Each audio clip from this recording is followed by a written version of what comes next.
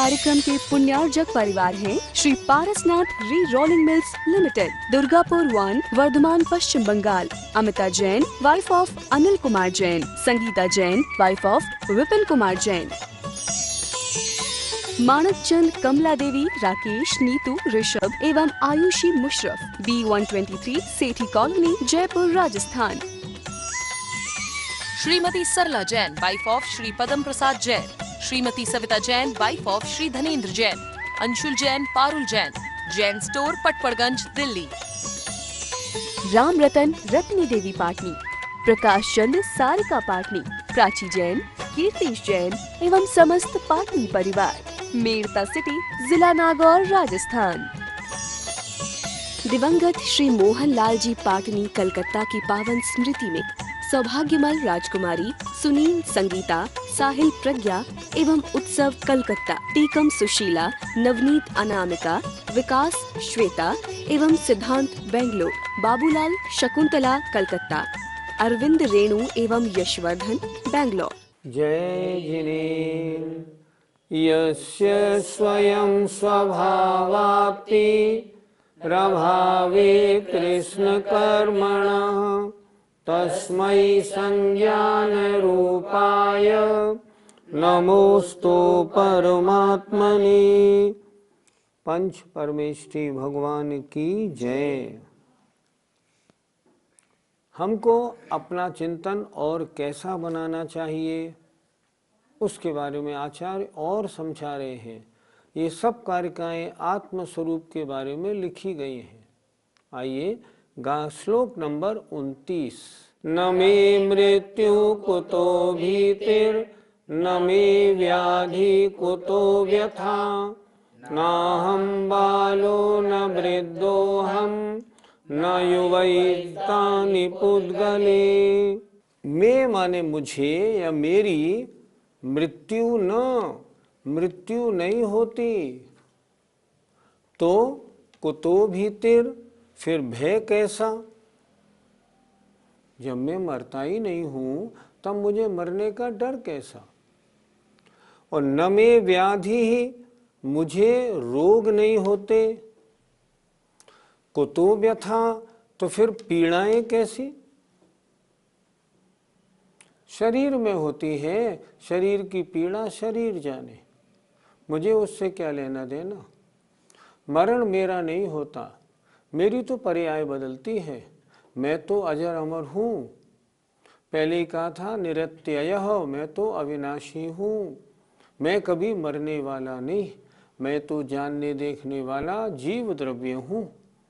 मेरी न मृत्यु होती है, न मेरा जन्म होता है, न मुझे रोग लगते। रोग लगते हैं शरीर को, मरण होता है शरीर का। मेरी मृत्यु नहीं, मेरे रोग भी नहीं। न अहम बालो, मैं ना तो बालक हूँ। न वृद्धो अहम, ना मैं वृद्ध हूँ। न युवा, ना मैं युवा हूँ। एतानी पुद्गले, ये सब तो पुद्गल हैं। पुद्गल माने ये तो इस शरीर की दशा है। पहले बालक था, फिर युवा हुआ, अब वृद्ध हुआ, अब मरण हुआ। ये किसका? ये शरीर का। मेरा न मैं बालक था, मेरा शरीर बालक था, वो अलग बात है। न मैं युवा था, न मैं मरता हूँ, न वृद्ध होता हूँ, मैं नहीं होता। इसलिए ऐसी अवस्थाओं में जो ज्ञानी है ना, वो दुखी नहीं होता। उसे अपने स्वरूप का परिचय है, फिर इसमें दुखी होने का क्या काम। कितने अच्छे श्लोक लिखे हैं। वास्तव में सच पूछें, आचार्य पूज्यपाद स्वामी का ये इष्टोपदेश, इष्ट माने सुखकारी उपदेश है।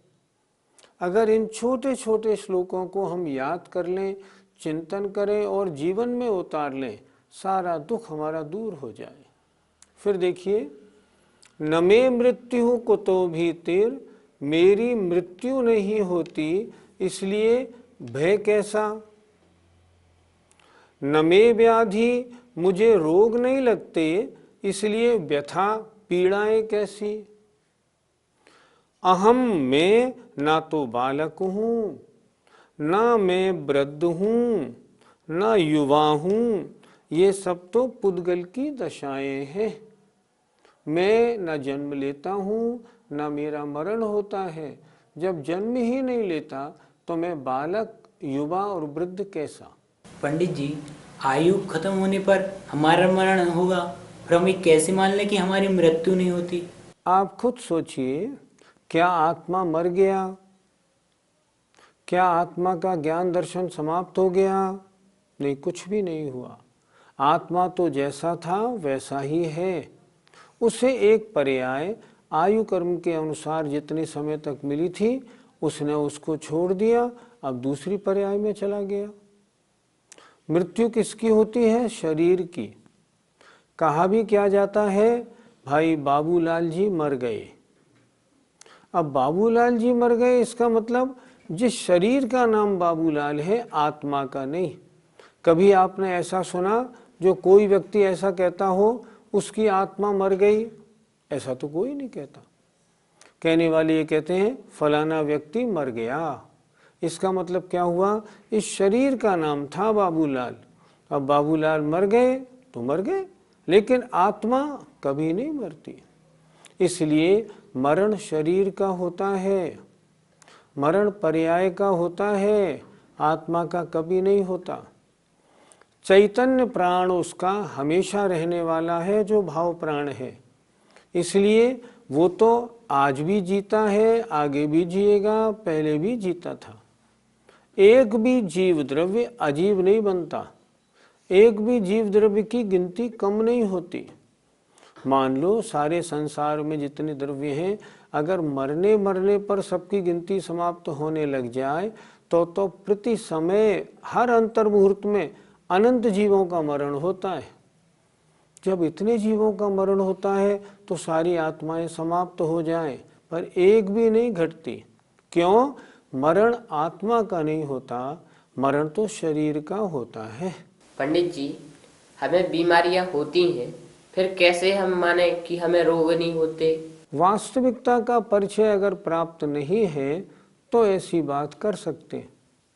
आचार्य जी ने एक बार प्रवचन में कहा था, कभी बुखार हो जाए और कोई उसको देखने वाला आके उससे पूछे, भैया आपको तो 4 बुखार है, बड़ा कष्ट हो रहा होगा, तो कम से कम उसको ये जवाब तो दिया करो, नहीं नहीं मुझे बुखार नहीं, मेरे शरीर को बुखार है। और वास्तव में बुखार है किसको? शरीर को है। टेम्परेचर आत्मा का नहीं लिया आपने, टेम्परेचर शरीर का लिया। आत्मा को कभी रोग नहीं होता, रोग तो शरीर को होते हैं। आत्मा तो रोग रहित है हमेशा। निश्चय से देखा जाए तो रोगों का आत्मा में क्या काम। और व्यवहारने से भी आत्मा का टेम्परेचर थोड़ी ले सकते हैं हम थर्मामीटर से, शरीर का ही तो लेते हैं। इसलिए कहा न मे व्याधि, जब मुझे रोग नहीं होते तो फिर पीड़ा कैसी? ज्ञानी होता है उसको पीड़ा नहीं होती। आचार्य श्री को हार पीस हुआ अमरकंटक में।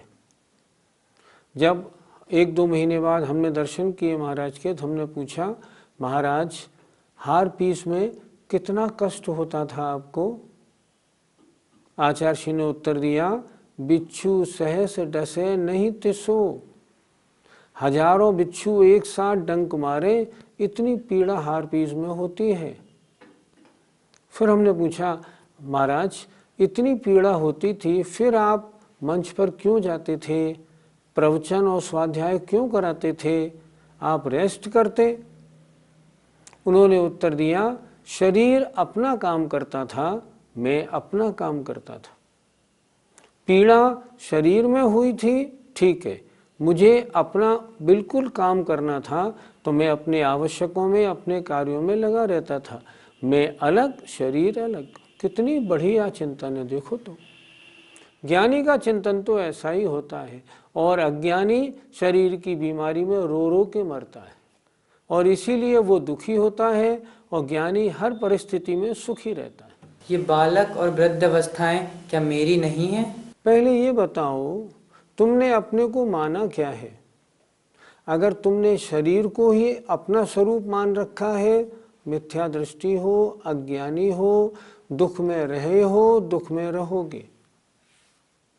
हकीकत क्या है, ये जो बुढ़ापा है या बचपन है या युवावस्था है, इस शरीर की होती है।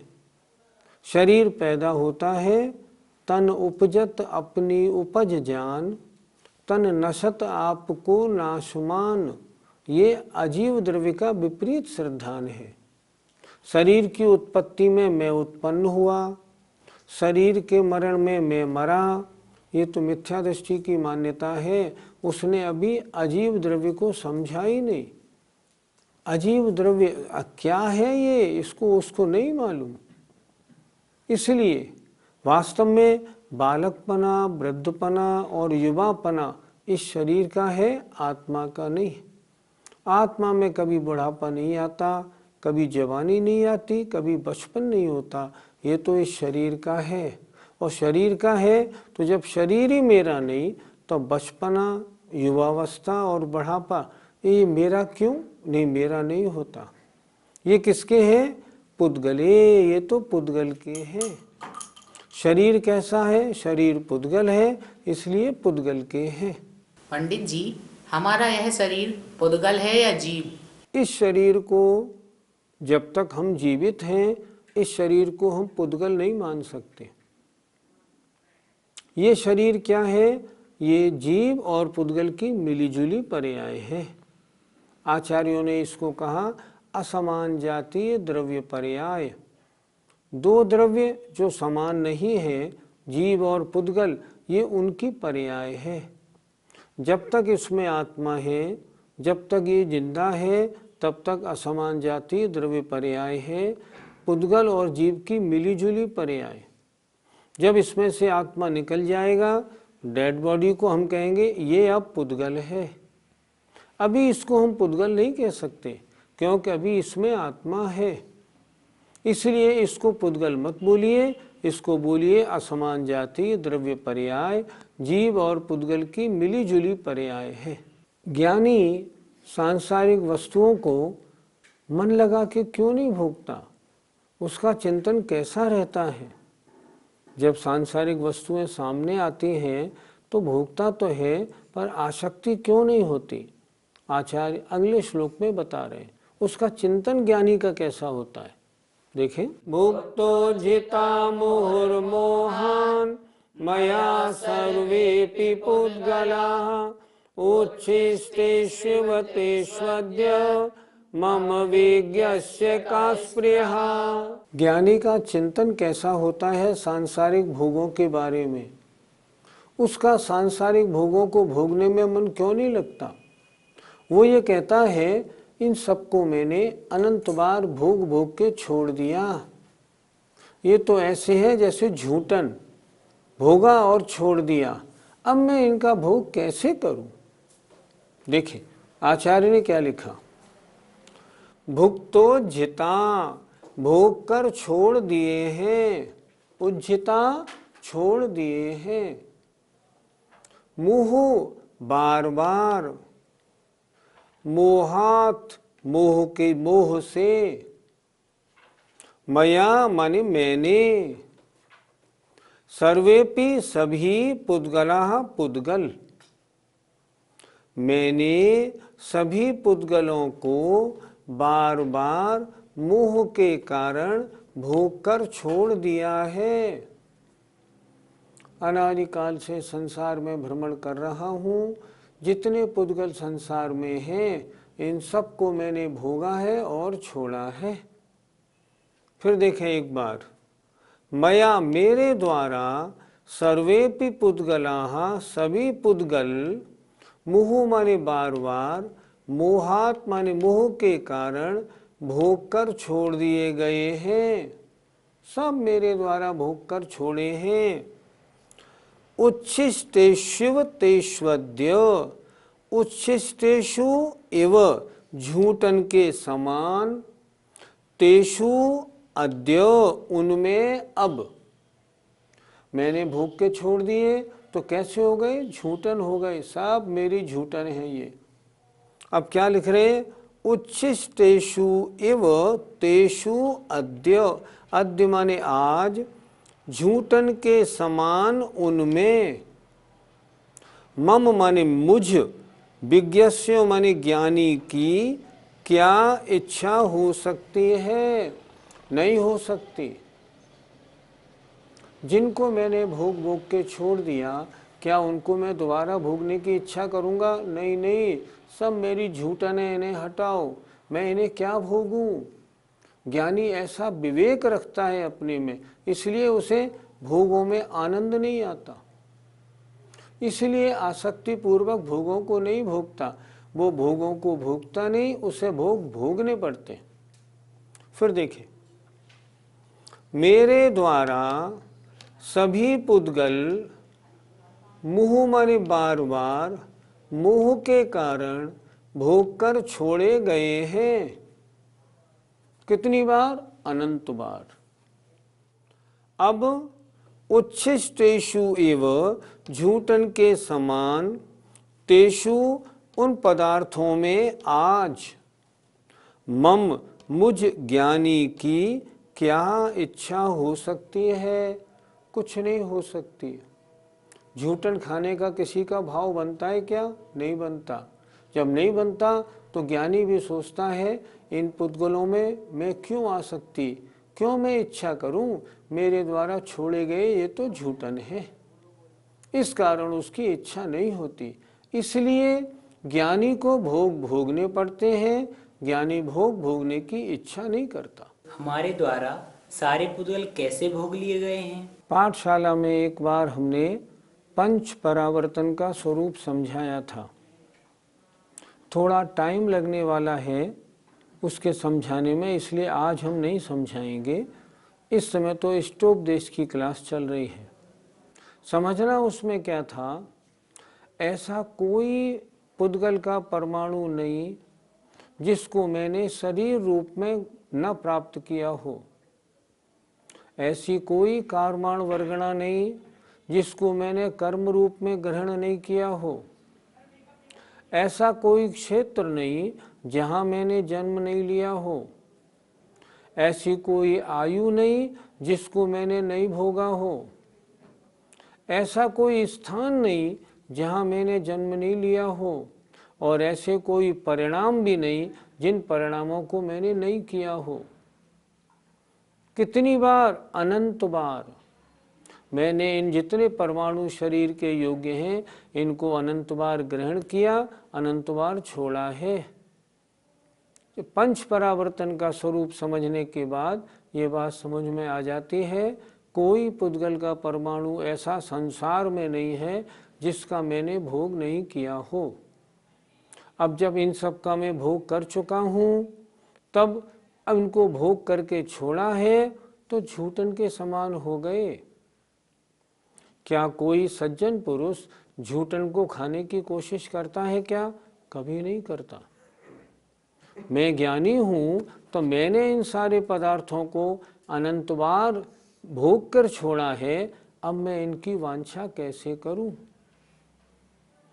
ज्ञानी सोचता है मेरे द्वारा छोड़े पदार्थ हैं, नहीं नहीं, मैं इनकी वांछा नहीं करूंगा। मुझे तो मनुष्य पर्याय मिली है, इसको भोगों में नहीं लगा के मोक्ष मार्ग में लगाऊंगा। भोग भोगने में ज्ञानी का विचार कैसा रहता है? ज्ञानी जानता है इस भोग का भोगना मेरी आत्मा के लिए हितकर है या अहितकर। वह अब जानता है कि भोग भोगने में आत्मा और पतित और कर्मों से लिप्त होती है। मैं आत्मा हूँ, मैं ऐसे कार्य क्यों करूं जो मेरी आत्मा और ज़्यादा मैल को प्राप्त हो। इसलिए उनके भोगने में उसको आसक्ति नहीं होती। वो ये भी जानता है मैं अनंत बार ग्रहव्यक तक पैदा हुआ, मैंने उन भोगों को भोगा, ये वर्तमान भोग आज उनकी परछाई जैसे भी नहीं है। जब उनको भोगने से मेरी इच्छा तृप्त नहीं हुई तो फिर इन भोगों से मेरी इच्छा क्या तृप्त होगी? नहीं नहीं, मैं इन भोगों के भोगने में अपना समय नहीं लगाऊं, मैं तो इन भोगों को छोड़ के आत्म कल्याण में अपना जीवन लगाऊंगा। ज्ञानी जब तक मजबूर रहता है तब तक घर में रहता है तो जो भोग भोगने पड़ते हैं उन भोगों को अनासक्त होकर भोगता है, और जब उसे समय मिलता है, मौका देखता है, घर बार छोड़ के दिगंबर मुद्रा धारण करके अनादिकाल से लगे हुए कर्मों को नष्ट करने में अपना पूरा पुरुषार्थ लगा देता है। उसे ही तो ज्ञानी कहते हैं। जिन्होंने मनुष्य पर्याय पाके और भोगों में अपना जीवन गुजारा है, अज्ञानी है, मिथ्या दृष्टि है, उन्हें अभी आत्मा का परिचय ही नहीं मालूम। वो यही नहीं जानते मैं कौन हूँ और ये क्या है। अगर इतना ज्ञान हो जाता तो ये गलत कार्य क्यों करते। पंडित जी, इस गाथा में मोहात शब्द क्यों दिया है? सभी पुद्गलों को इस जीव ने भोगा और छोड़ा है। कैसे छोड़ा है? अनादिकाल से अनंत पुद्गल परावर्तन रूप संसार में भ्रमण करके और सबका भोग किया, भोग करके छोड़ा। प्रश्न, अनंत काल से पुद्गल परावर्तन के चक्कर में ये क्यों लगा? ये मोहिनी के कारण लगा। मोहिनी के कारण का मतलब दर्शन मोहिनी के कारण इसने अपना स्वरूप नहीं समझा, शरीर और परिवार आदि में ही उलझा रहा। ये मेरे हैं, ये मेरे हैं, ये अच्छे हैं, ये बुरे हैं, मैं इनका करता हूँ, मैं इनका भोगता हूँ, इन चक्करों में लगा रहा। नतीजा क्या बना? मिथ्यात्व के कारण संसार भ्रमण होता रहा, और कषायों के कारण भी अनंत काल से संसार भ्रमण होता रहा। संसार भ्रमण में कारण दो ही तो हैं, मिथ्यात्व और कषाय। अनंत काल से इनके चक्कर में पड़कर इस जीव ने अपना सारा जीवन, सारी पर्यायें मिथ्यात्व के साथ गुजारी और संसार भ्रमण को निरंतर जारी रखा। हम अनंत बार ग्रहवेक में गए, नीचे 7वें नरक में भी गए, भोग भूमि में भी गए, तिरंच बने, मनुष्य बने, स्वयंभू रमण में जन्म लिया, सारी पर्याय हमने न मालूम कितनी बार धारण की। इतनी बार धारण करने के बाद भी आज भी हमें इस बात का गुरु कह रहे हैं आज तो होश में आ जाओ, फिर भी हम होश में आने को तैयार नहीं। कारण सब मोहात, मोह के कारण। इस मिथ्यात्व का पर्दा, कषाय का पर्दा इतना तगड़ा हमारे ऊपर है, अभी तक हमको इनका ज्ञान नहीं हो पा रहा। हम यही नहीं समझ पा रहे मेरा क्या है और मुझसे पराया क्या है। आज भी हम सभी लोग शरीर को अपना मानते हैं, शरीर के दुख में दुखी होते हैं, परिवार को अपना मानते हैं, किसी का वियोग होता है तो रोते हैं। हमारा धन हमारा है, कभी नुकसान लग जाता है, रात को नींद नहीं आती। ऐसा होता है, ऐसा होता है तो अज्ञान अवस्था है। छेड़ालाकार कहते हैं मैं सुखी दुखी, मैं रंक राव, मेरे धन गृह गोधन प्रभाव। ये सब जीव तत्व का विपरीत श्रद्धान है। इसलिए जैसा गुरु समझा रहे हैं, जिनवाणी पुकार पुकार के कह रही है, अब तो हमको होश में आना चाहिए। मोह को जैसे बने वैसे मिथ्यात्व और कषायों से हमें अपना पीछा छुड़ाना चाहिए।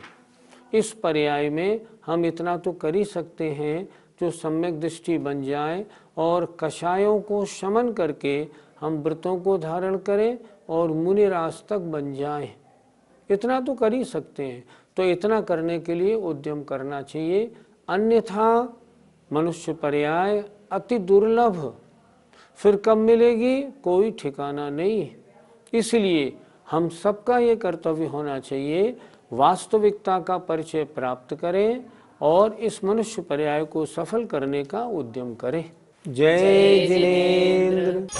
इस कार्यक्रम के पुण्यार्जक परिवार हैं Shri Parasnath re rolling mills limited, Durgapur 1, Bardhaman, Paschim Bengal. Amita Jain, wife of Anil Kumar Jain. Sangita Jain, wife of Vipin Kumar Jain.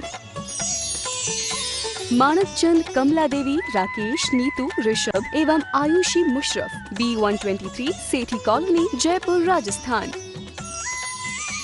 Shrimati Sarla Jain, wife of Shri Padam Prasad Jain, Shrimati Savita Jain, wife of Shri Dhanendra Jain, Anshul Jain, Parul Jain, Jain store, Patparganj, Delhi.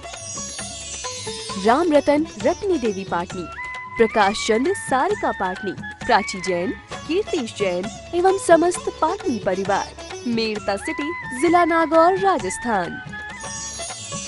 दिवंगत श्री मोहन लाल जी पाटनी कलकत्ता की पावन स्मृति में सौभाग्यमल राजकुमारी सुनील संगीता, साहिल प्रज्ञा एवं उत्सव कलकत्ता, टीकम सुशीला, नवनीत अनामिका, विकास श्वेता एवं सिद्धांत बेंगलोर, बाबूलाल शकुंतला कलकत्ता, अरविंद रेणु एवं यशवर्धन बेंगलोर।